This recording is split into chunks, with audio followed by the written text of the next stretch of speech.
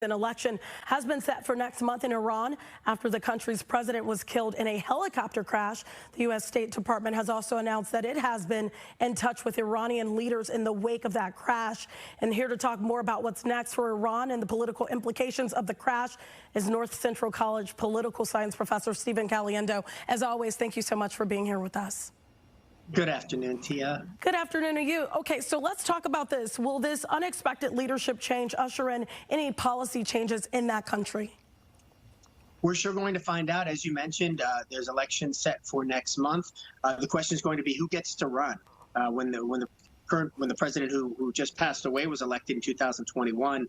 There really were no opponents on the ballot, and as we know, this is a nominal democracy in Iran. And there's a lot of reformers who would love to see some choices on the ballot. So it'll be interesting to see how the Supreme Leader responds to this vacancy. Well, let's talk about the State Department. They've actually said that they're reaching out to offer assistance. Could it be a signal of efforts to turn a corner when it comes to U.S.-Iranian relations? Yeah, from a State Department perspective, you know, it's constantly an idea of opportunities, where opportunities exist and where can cooperation maybe take place, even with sanctions that are in effect. But the real power, of course, in Iran lies with the Supreme Leader. And so without that change in power, the question is, who runs government? In America, of course, we think about we have a president of the United States who is both head of state, ceremonial, and head of government.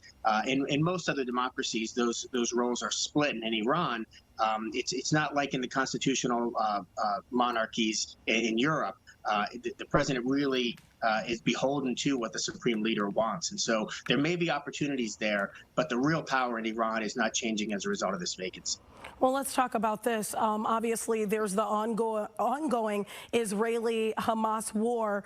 Do you think the death of this president, there will be anything that could change in terms of that?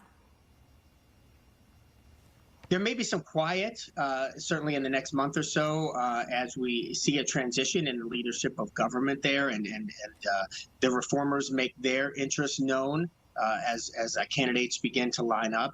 But I think if there's a sense from the people in Iran that we're not going to have a meaningful election, I think that you will have opportunities to see protests, and then the question is, how much does government crack down? That kind of attention then detracts from or distracts the government from foreign affairs. Because they're going to have to deal with what's happening in the streets. And so we'll know more in the coming weeks about how much this will affect foreign affairs in Iran. All right, and we will be watching closely. As always, Professor Caliendo, thank you so much for joining us today. Have a great afternoon, Tia. Thanks.